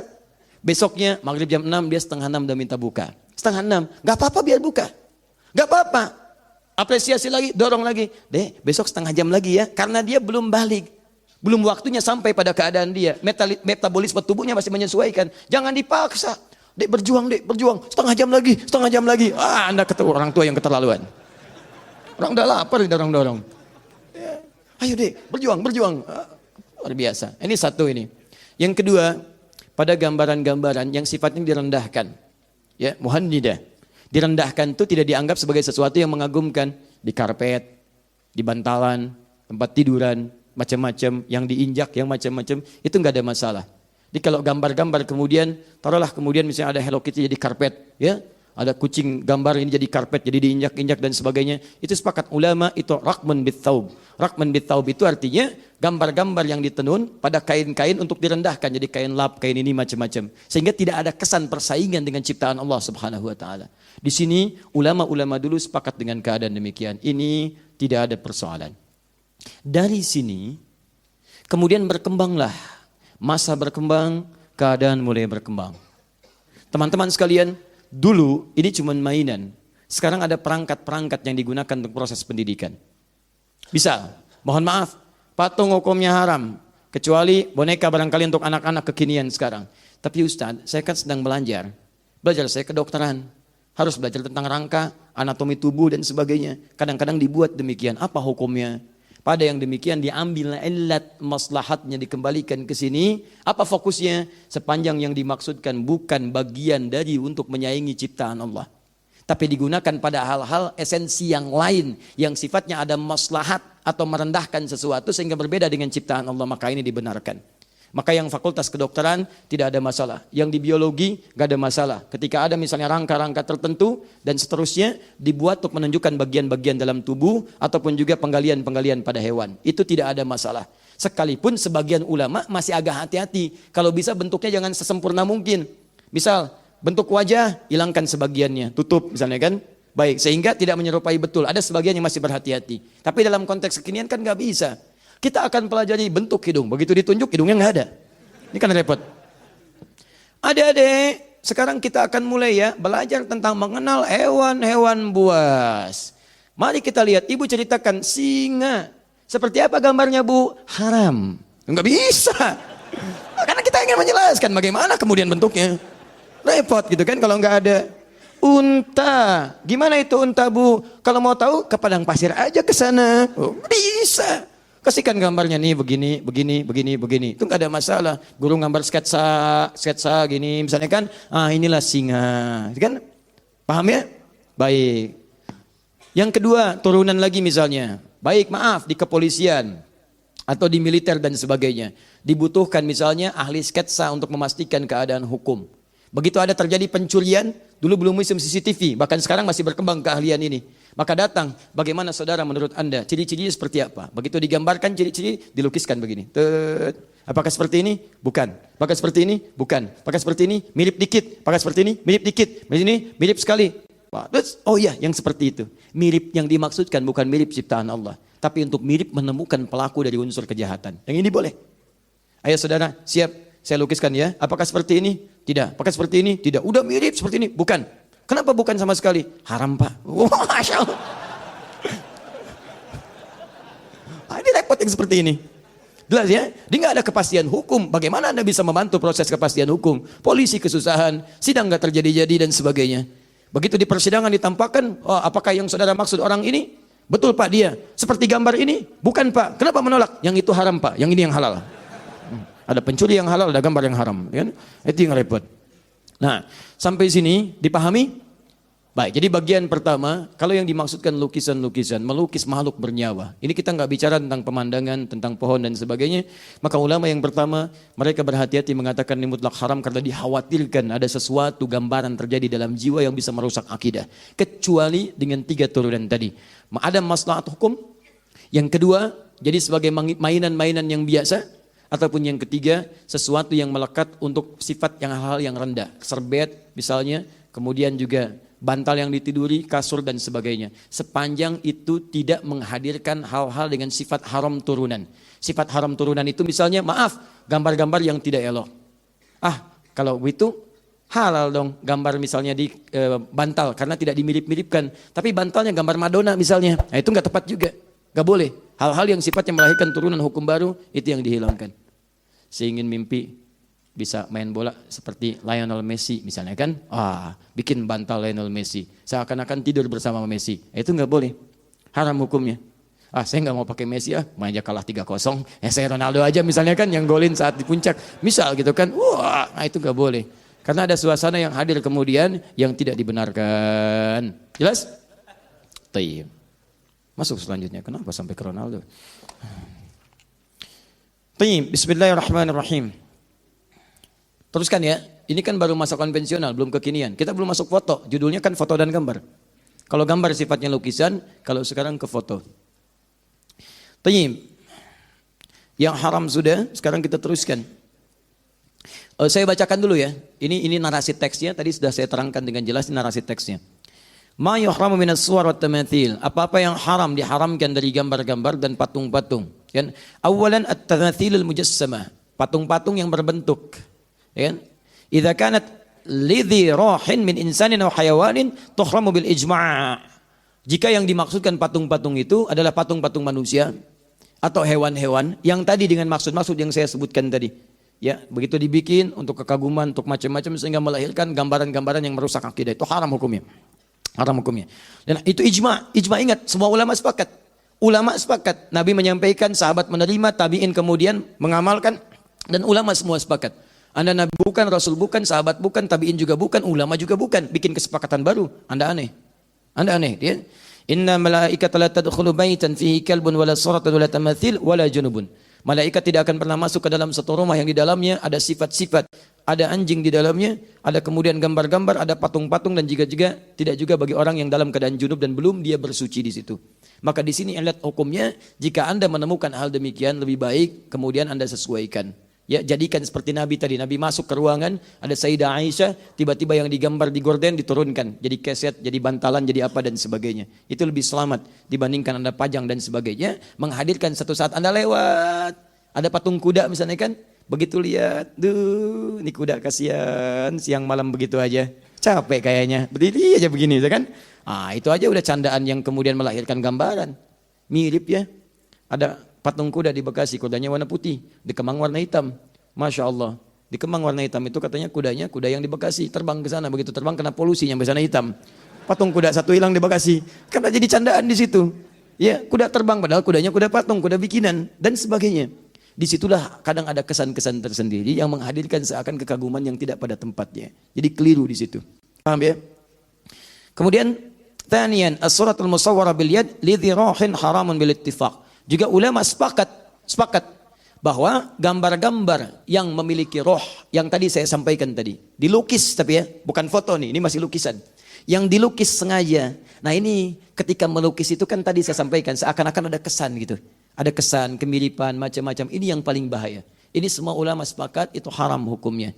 Dengan hadis Nabi SAW, Inna ashaba hadhihi suwar yu'adzabuna yaumal qiyamah. Yuqalu lahum ahyu ma khalaqtum. Ya, maka orang-orang seperti ini itu dijamin siksa di neraka dan dikatakan pada mereka, ayo coba berikan nyawa apa yang telah kamu buat itu. Nah kemudian teman-teman sekalian, nah ini as-suratu idza kanat barizatan tush'aru bit-ta'zim. Awas hati-hati. Memang dia ada sifat-sifat misalnya tidak seperti tadi. Nggak ada menghadirkan, mohon maaf ya, ini kita mulai lompat nih kepada yang kontemporer. Dia bukan dilukis, dia bukan dibuat oleh tangan, tapi misalnya gambar-gambar utuh seperti foto dan sebagainya.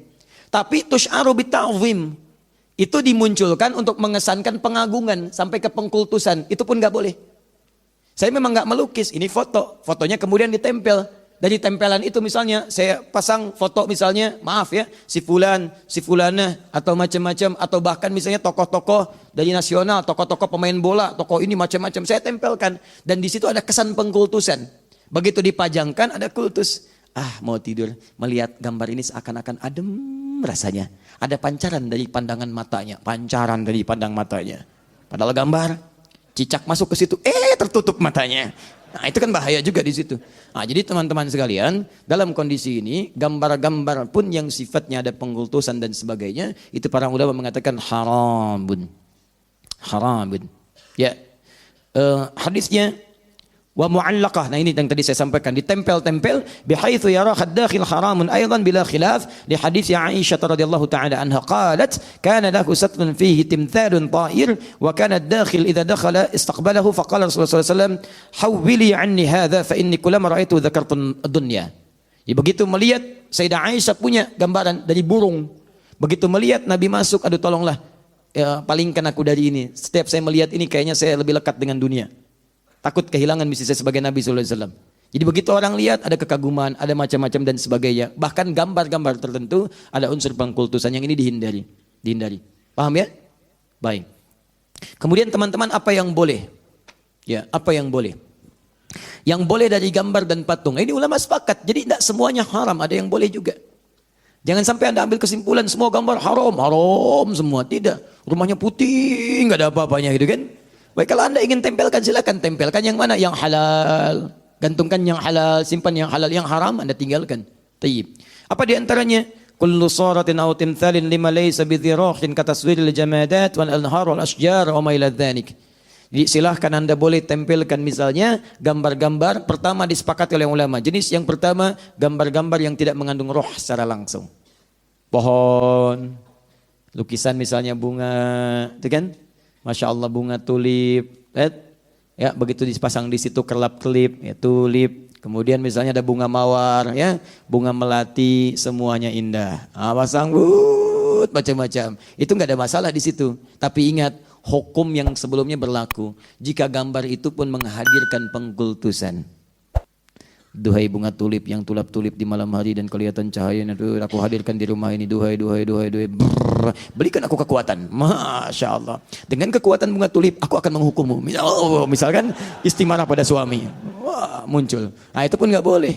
Terjadi percekcokan antara suami dengan istri, melihat bunga tulip, muncul misalnya imajinasi, marah istrinya. Kenapa mah? Dengan kekuatan bunga tulip, aku akan menghukummu. Misalnya, nah itu nggak boleh. Jelas ya? Nah, teman-teman sekalian, kembalikan. Kullu suratin laysat muttasillatal hay'ati ka suratil yadi wa haddiha mathalan awil aini awil qadami ya fa innaka la tuhramu li annaha laysat kamilatal khalqi. Atau jika Anda ingin bikin sketsa yang tidak sempurna boleh. Ya, misalnya mohon maaf ada gambaran-gambaran misalnya sebagian tidak sempurna, wajah tidak ada misalnya bagian tampaknya, sebagiannya gambar. Itu enggak ada masalah. Enggak ada masalah, seperti buku-buku tampilan atau brosur-brosur tampilan. Ya, yang sifatnya gambar bukan foto ya, sifatnya gambar. Nah, itu Anda misalnya hilangkan sebagian, itu sifatnya disepakati tidak ada masalah. Boleh, sah-sah saja. Ibu bahkan misalnya, maaf, kan ada jualan pakaian kan? Jualan pakaian tuh kadang dilekatkan ya pada ornamen-ornamen. Ya, supaya ukurannya pas. Nah, contohnya ini nih. Ya, ada misalnya patung-patung, sebagian yang dipakaikan. Itu kalau sebagian tidak lengkap masih boleh. Tangannya hilang misalnya kan? Baik, tinggal badannya saja begini. Ya, wajahnya sebagian disamarkan, itu boleh. Itu boleh. Baik, ukurannya pas seperti ini. Oh baik, cocok ya. Coba, cocok nggak Pak? Oh ini aja ukuran Bapak, cocok masa Bapak enggak? Baik, jelas ya? Baik. Pak, kalau Bapak mau pakai yang itu aja tuh. Itu yang lebih cocok tuh, lengannya masih ada, pakaiannya ada, wajahnya ada. Saya nggak mau itu patungnya haram. Baik. Tapi patungnya yang haram, pakaiannya tidak. Jelas ya? Baik. Jangan Anda berikan tulisan, ceklik di foto. Ingat ya, ini barang haram. Masya Allah. Tidak, bukan. Bukan keadaan yang harus diperbaiki di situ. Jelas sampai sini? Baik, teruskan. Nah, kemudian qala al-ulama wa yustathna min at-tahrim la'ab al-banat lima thabata an Aisyah radhiyallahu ta'ala anha anna Nabiy sallallahu alaihi wasallam tazawwaja wa hiya bintu 7 sinin wa zuffat ilayhi wa hiya bintu 9 wa la'abuha ma'aha wa mata anha wa hiya bintu 18 sana. Teman-teman sekalian, maaf. Dan yang ketiga disepakati yang tadi saya sampaikan, mainan-mainan bagi anak-anak itu tidak ada masalah. Jadi kalau Anda ingin sekolahkan anak atau anak di pelajaran sekolahnya ada kelas menggambar, kelas melukis tuh anak-anak itu tidak ada masalah. Karena anak-anak itu sifatnya dia belum dihukumi dengan sifat-sifat hukum. Dia belum ada sifat balighnya. Itu hanya penjabaran untuk melatih bagian-bagian dalam tubuhnya. Sehingga responnya cepat, stimulus otaknya, macam-macamnya, ya dan seterusnya. Sehingga dengan itu diharapkan perkembangannya menjadi lebih cepat, motoriknya dan seterusnya. Ada juga turunan dari ini. Semacam Anda misalnya mengambil jurusan-jurusan yang spesifik menghadirkan maslahat. Misal tadi Anda ingin misalnya berdinas di kepolisian atau di militer untuk sketsa-sketsa tertentu, ambil jurusan itu di desain grafis, boleh, nggak ada masalah untuk hal yang sifatnya maslahat. Kecuali kalau tujuan Anda masuk di kampus itu untuk menggambar hal-hal yang tadi tidak dibenarkan, itu yang haram hukumnya. Di keahlian Anda boleh dipakai dengan hal-hal yang dibenarkan secara agama.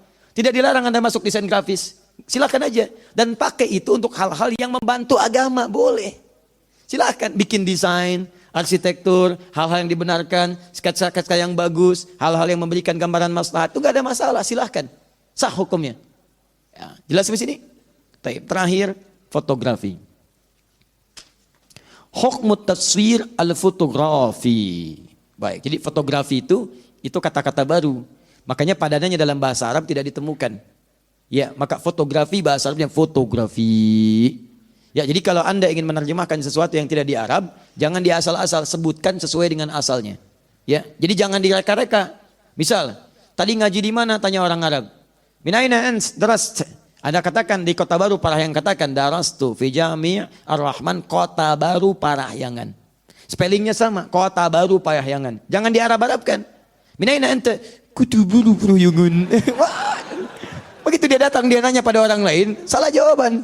Datang dia besok-besok nanya, aina kutuburu Parahyangan. Gak akan ketemu alamatnya. Sama Garut, sebutkan Garut, pakai ghain, jangan pakai qaf. Ya, min aina anta? Min Garut. Garut. Begitu teman Anda dari Arab main ke sini nanya di bandara, uridu Garut, saya pengen ke Garut, langsung ditunjukkan. Jangan terlalu inovatif. Korut. Korut, begitu tanya, aina korut, dibalikin lagi ke pesawat, dibawa ke Korea. Itu yang repot. Nah ini sama hukmut tatswir al fotografi. Fotografi itu diserap, namanya mu'arab, dari yang asing kepada Arab. Paham ya? Sama Bogor. Min aina anta? Bugur. Wah, kadang-kadang diganti pakai jim, ini repot. Sudah. Karena ada di Arab, orang Mesir, Anda bahaya orang Mesir, jim itu dibaca ghain. Jannah, gannah, jannah, jannah, gannah, janahun, ganahun. Qaf, kadang-kadang pakai hamzah, suq jadi su. Nah itu orang-orang di Mesir itu. Makanya mesti hati-hati. Bogor, pakai ghain, jadikan jim oleh Anda. Itu yang repot. Sudah, fotografi. Lama-lama jadi fiksi nanti. يرى بعض المتأخرين من الفقهاء أن التصوير الشمسي الفوتوغرافي لا يدخل في دائرة التحريم.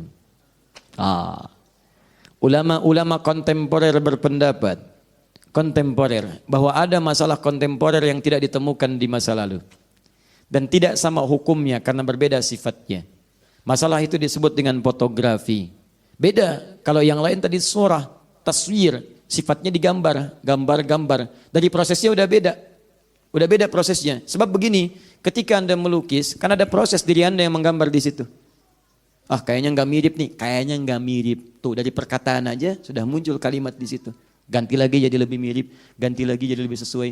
Seperti ini ya, bagus sekali ya. Seperti aslinya. Itu yang bahaya. Tapi kalau fotografi emang sudah asli. Saya ngambil foto Anda, nggak mungkin muncul kambing. Pasti Anda di situ. Pasti Anda. Silakan cek. Atau begitu di foto, seklik, yang muncul si Amang misalnya, nggak mungkin, mustahil. Saya foto Anda, yang muncul Anda. Saya foto singa, yang muncul singa. Itu yang disebut dengan fotografi.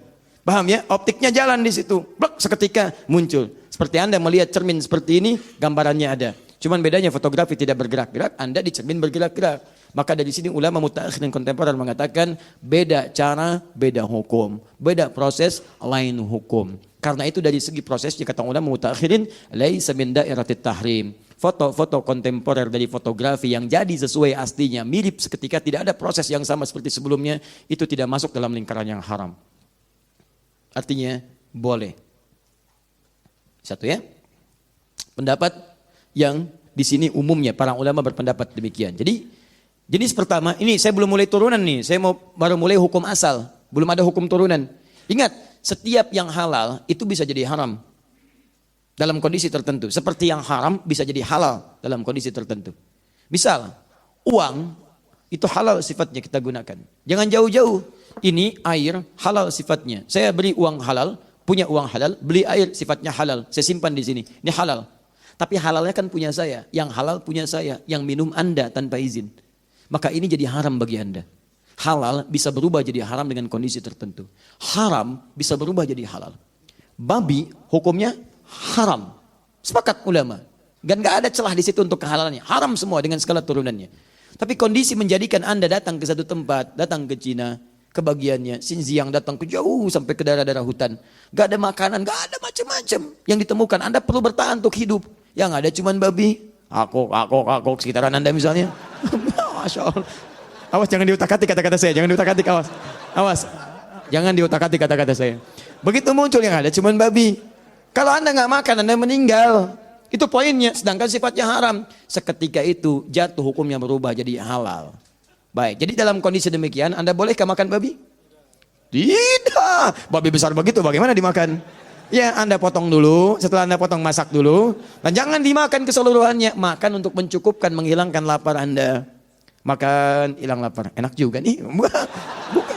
Tapi kan, habis, selesai. Nah sambil makan, sambil mencari yang halal. Begitu kemudian menemukan ayam, maka babi tidak berlaku kehalalannya bagi Anda. Selesai semua. Tuk, simpan itu selesai, kemudian kembali kepada yang halal. Jelas ya?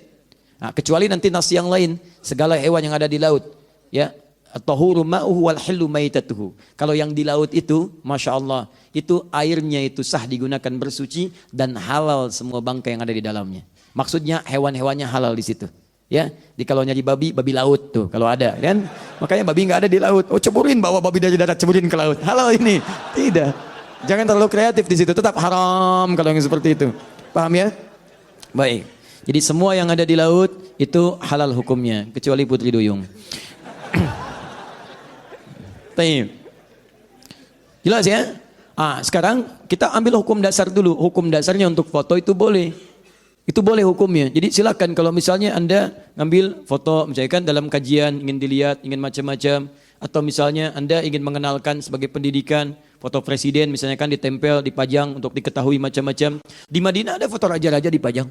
Raja Fulan, Raja Fulan, Raja Fulan sampai Raja Salman, sampai sekarang kemudian pangerannya juga dan seterusnya ada. Itu tidak ada masalah. Statusnya kan dengan foto-foto dipajang atau misalnya gambaran-gambaran tertentu ada kejadian digambarkan, itu tidak ada masalah. Sepanjang foto-foto yang dimaksudkan bukan sifat yang pertama. Ya, walaupun nanti ada sebagian ulama-ulama yang tetap ketat di sini. Kata para ulama, hukum fotografi itu kami mengambil kehati-hatian sama dengan yang lainnya. Kecuali dalam kondisi-kondisi tertentu. Misal, seperti untuk KTP, seperti untuk paspor, seperti untuk macam-macam. Cuman ulama mutaakhirin kemudian menjawab, bagus kehati-hatian itu kami hargai. Cuman kan faktor itu pengecualian sifatnya darurat. Sedangkan KTP bukan hal yang darurat. KTP dibawa kemana-mana. Ya, maaf Pak, bisa lihat identitasnya. Tapi ini darurat ya Pak ya. Darurat ya Pak.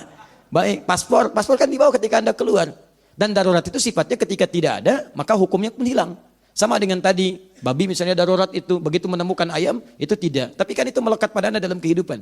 Tapi tetap Anda tidak bisa menyalahkan prinsip karena ini bagian dari pendapat yang diambil dengan pertimbangan-pertimbangan tertentu. Jadi kalau Anda menghindari foto, misalnya teman Anda, nah itu nggak apa-apa kita hargai, nggak ada masalah. Tolong jangan foto saya ya, kenapa? Saya lebih ingin berhati-hati, takut saya masuk dalam yang diharamkan. Itu nggak apa-apa, kita hargai dia. Ya, tapi kalau Anda ingin mengambil yang lain itu pun nggak ada masalah. Jadi kalau ada ustadz yang nggak mau difoto, nah berarti ustadz ini mengambil pendapat yang ini. Berarti ustadz sedang berhati-hati di situ. Baik ya, Ustadz, foto dulu Ustadz. Oh maaf, saya belum bisa difoto. Oh baik, Ustadz haram ya. Kalimatnya yang enak.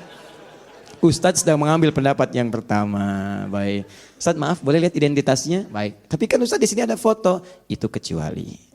Itu berarti ini gelombang dari sebagian pendapat. Yang lainnya saat boleh foto, boleh silakan. Ini berarti dia mengambil pendapat yang mutaakhirin yang melihat perbedaan dari sifat-sifat keharaman beda dengan yang lainnya. Paham? Baik. Terakhir di bagian penutupnya, hukum foto ini pun ada turunan. Saya bacakan dulu pendapat Syekh Saiz. Yaqulu fadilatu Syekh Saiz ma nassahu wa la'allaka turidu an ta'rifa hukma ma yusammi taswiri syamsi. Boleh jadi Anda ingin mengetahui tentang hukum fotografi atau foto-foto biasa yang bukan lukisan. Fanaqul, maka kami berpendapat yumkinuka an taqula inna hukmaha hukmu raqmi fi thawb wa qad 'alimta istithna'ahu nassan. Wa dhalika an taqul inna hadha laysa taswiran bal habsan lis-surati wa ma mithlahu illa kamathali as-surah fil mir'at. Kata beliau, kalau Anda ingin tahu hukumnya seperti itu, maka hukumnya hukum dikecualikan dari yang haram, seperti halnya lukisan yang dijadikan sebagai raqmun fit thawb, sampai lukisan yang direndahkan, jadi bantal, jadi macam-macam. Itu hukumnya sama dengan itu. Disilahkan, di situ boleh-boleh saja sepanjang catatan yang terakhir, hukum turunannya. Sepanjang foto itu tidak memiliki hukum turunan haram. Pornografi haram. Gambar, ceklik foto, yang diharamkan, itu nggak boleh. Kan hukum foto halal, iya hukumnya halal, tapi cara Anda berpose itu haram. Jelas ya? Maaf, hukumnya misalnya tidak melahirkan pornografi, busananya ada, lengkap, bagus dan sebagainya, cuman tampil ria di situ, genit dan sebagainya, ingin mengalihkan perhatian orang lain, tabarruj di situ, sama. Pakai jilbab, teman terlampau genit, ingin tampil macam-macam, itu tetap haram juga hukumnya dan seterusnya. Sama foto, tapi foto itu dijadikan sebagai bagian dari jimat, pengkultusan dan sebagainya. Memang hukum fotonya nggak haram, tapi hukum pengkultusannya haram. Makanya ketika hukum pengkultusan itu haram, jatuh gambarnya pun haram ada di sekitaran Anda. Paham sampai sini? Maka dari itu, jika Anda ingin misalnya menjadikan gambaran foto-foto itu sebagai dokumen-dokumen saja, untuk yang disampaikan sebagai pembelajaran, misalnya pengingat pada keluarga, ini kakek, ini nenek dan sebagainya, sehingga mereka lebih merasakan ketika berdoa kepada Allah Subhanahu wa taala. Ada anak yang lahir bapaknya enggak ada. Begitu dewasa ingin diperkenalkan. "Ma, papa dulu seperti apa gambarnya?" "Haram, Nak." Di papa haram ya, Ma? Bukan. Gambarnya yang nggak boleh. Nah, bagaimana menjelaskannya yang seperti itu? Kalau tujuan untuk menyampaikan boleh di foto keluarga. Adik sini sayang. Adik sabar ya nak ya. Yuk, papa memang sudah nggak ada bersama kita. Tapi mama yakin ini mungkin ladang pahala yang Allah berikan kepada kita supaya kita banyak berdoa untuk papa. Kita banyak mengerjakan amal soleh. Ini dulu gambar papa. Masya Allah, dulu berharap ada jadi penghafal Quran. Begitu melihat wajah ayahnya. Dan ada harapan tinggi pada dirinya, termotivasi dia untuk menghafal Quran. Ya Allah, berikan saya kekuatan menghafal ya Allah. Saya ingin pahala yang mengalir untuk ayah saya dan sebagainya. Terbayang suasana itu. Itu jadi dorongan yang kuat. Juga untuk masalah-masalah yang lainnya. Yang demikian itu dibolehkan. Kecuali ada gambar yang lain. Adik sini sayang, ini eyang kamu. Eyang kamu itu dulunya sakti mandraguna. Lebih sakti dibanding si Mandra. Wah macam-macam. Si Mandra kalah sama ini. Wah misut pasang ini itu salah. Salah di situ. Jadi itu yang coba dihindari. Paham ya? Nah, kalau sudah paham, sudah mengerti, maka sudah jelas. Apalagi yang mau diperselisihkan. Argumentasinya jelas, kisahnya jelas, turunan hukumnya jelas, kitabnya juga ada. Tinggal Anda praktek dalam kehidupan dan saya tidak pernah memaksakan Anda mau milih yang mana. Kalau dari kesimpulan ini Anda ingin misalnya saya nggak apa-apa, saya nggak pengen ada seperti itu, biar putih saja rumah saya, silahkan. Itu hak Anda. Dan tidak boleh kita memaksakan hak kepada orang lain. Anda ingin dengan tanaman saja, boleh, itu sah-sah saja. Tapi juga Anda mesti menghargai jika ada teman-teman Anda setelah pelajaran ini memilih misalnya untuk mempraktekkan hal-hal yang bermanfaat dengan apa yang tadi disampaikan. Maka dengan itu nyaman kehidupan kita, tenang kita dalam beribadah, dan insya Allah semoga Allah meridhai apa yang telah kita pelajari. Nah, jelas uraian saya? Paham insya Allah? Mengerti? Siap mengamalkan? Baik, pilihan terserah Anda. Silahkan Anda pilih sesuai dengan apa yang Anda ingin sampaikan. Kesan pertama memang begitu menggoda, tapi selanjutnya itu terserah Anda. Nah, teman-teman sekalian, fokus baik-baik ya. Fokus baik-baik. Kalau sudah jelas, sudah baik semuanya, hukum sudah ada, maka saya mohon kepada Anda, semua pelajaran fikih ikhtilaf kita gunakan sebagai pegangan untuk beramal. Bukan amunisi untuk mendebat orang lain.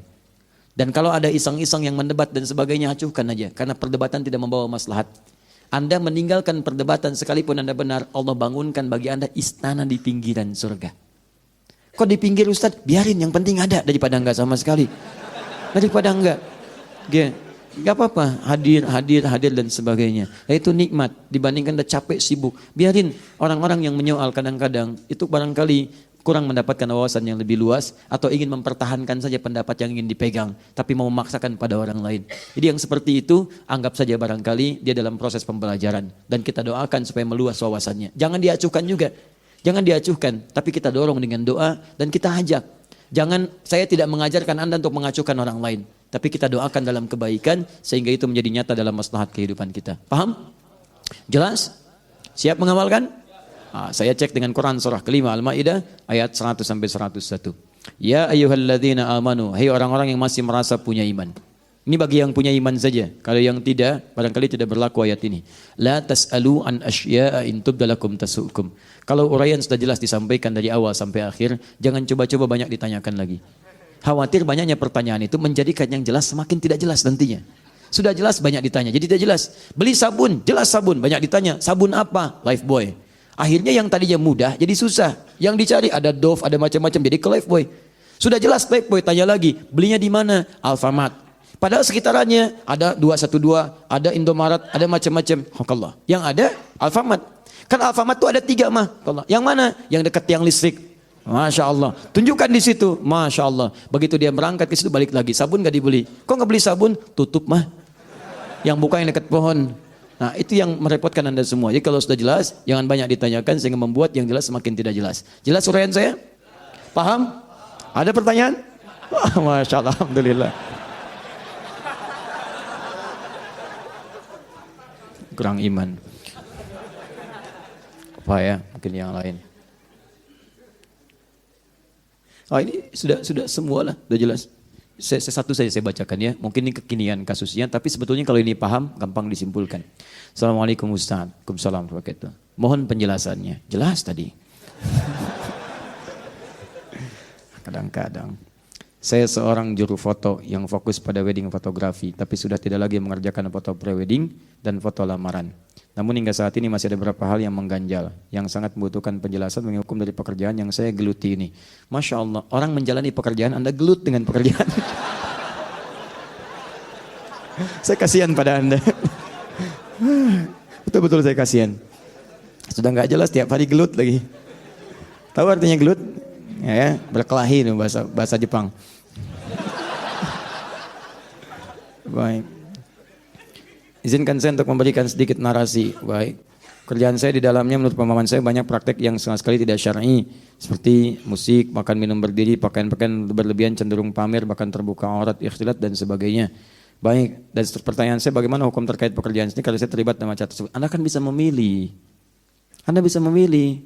Hukum foto misalnya pada wedding pernikahan itu sah bila digunakan pada yang halal. Kan Anda bisa pilih foto-foto yang pernikahan yang syar'i. Ada kan yang pakai jilbab, laki-lakinya bagus, dan seterusnya.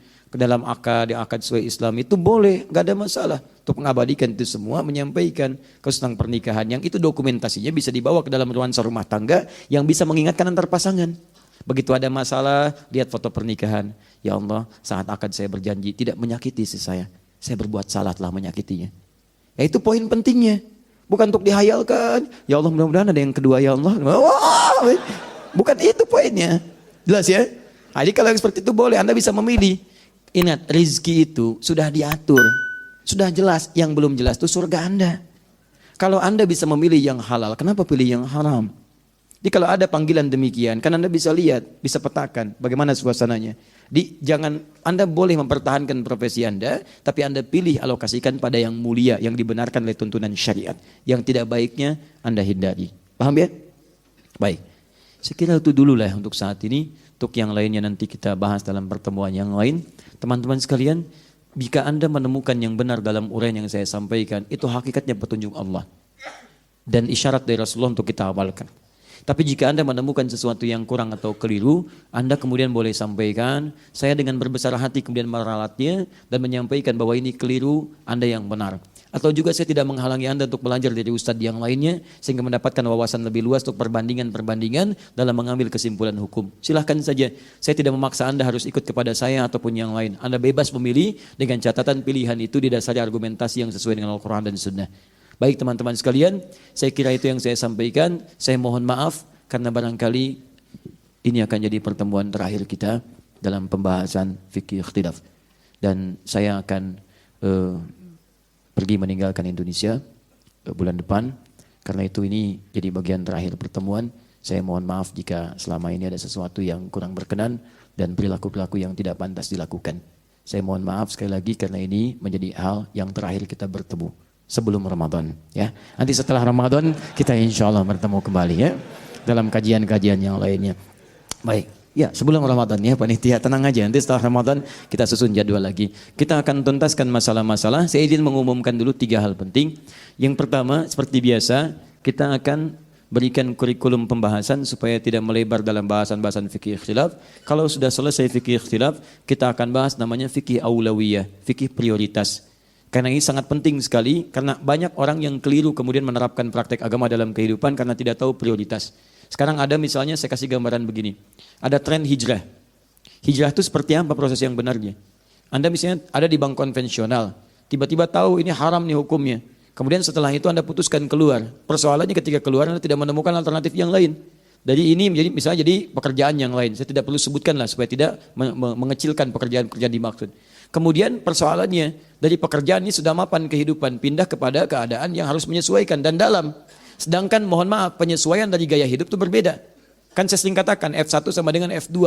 Ya, gaya gerak sama dengan gaya dorong. Income yang besar gayanya yang keluar beda. Income kecil gaya yang keluar lain.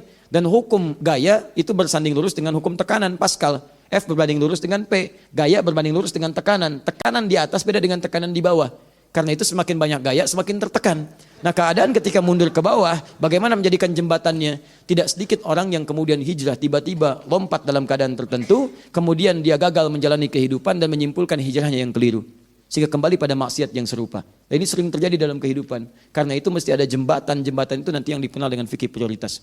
Selain hukum-hukum, bagaimana kalau sedang Anda kuliah tiba-tiba adzan? Bagaimana kalau sedang rapat tiba-tiba adzan? Mana yang diprioritaskan? Bagaimana ketika sedang sholat tiba-tiba mati lampu, padam lampunya gitu kan? Apa yang harus dilakukan? Apakah melewati saf? Mau keluar saf? Takut dihukum lebih daripada 40 gitu kan? Baik, tapi kalau tidak dilakukan terus-terusan dari belakang. Gitu kan? Mana yang harus dilakukan? Nah, itu namanya fikih prioritas. Paham ya? Baik, teman-teman sekalian, dua, insya Allah perihal Ramadan kita mungkin ada taklim khusus nanti, dan terkhusus nanti setiap akan ada awal buka puasa. Insya Allah nanti kami akan tayang di Trans TV menjelang buka, ada kultum yang temanya sudah kami susun, dan alhamdulillah mau mengikuti apa yang telah kami susun dan apa yang kami ingin sampaikan diikuti semuanya, sehingga dengan itu nyaman kita menyampaikan sesuatu. Insya Allah ada tema-tema khusus di setiap awal-awal buka puasa di Trans TV dari menjelang buka. Kemudian yang terakhir, saya ingin mengajak Anda semua tanpa kecuali, ayo kita rubah lembaran baru kehidupan kita, lebih baik lagi daripada sebelumnya. Dan ajakan pertama saya, ayo kita dekati Al-Quran, kita cintai Al-Quran. Kami punya target tahun ini, saya ingin berharap ada 100.000 penghafal Quran baru di negeri tercinta ini. Kita itu 200 juta, berapa yang dekat dengan Quran? Kita harus bikin target tiap tahun terus. Kalau belum Anda, anaknya, cucunya. Ayo, saya ingin ajak Anda, ayo kita mendekat kepada Al-Quran dengan menghafalkannya, dengan memahaminya. Kami merumuskan kemudian satu buku Muslim Zaman Now hafal Quran dalam 30 hari, disandingkan dengan mushafnya diberi nama At-Taisir. Insya Allah mushafnya akan dibagikan gratis. Itu saat di IBF kami cetak yang kedua ini ada 5.000 sampai 7.000, dan kita akan terus cetak kembali. Ada rezeki kita cetak, insya Allah kita kemudian akan bagikan secara gratis. Ingat ya, saya tidak memperjualbelikan mushaf. Saya tidak berbisnis dengan Al-Quran. Ingat baik-baik itu. Jadi kalau ada yang jual belikan mushaf kami, katakan, sampaikan pada kami. Dan itu berdosa, karena kami berikan untuk memudahkan Anda untuk menghafal Al-Quran.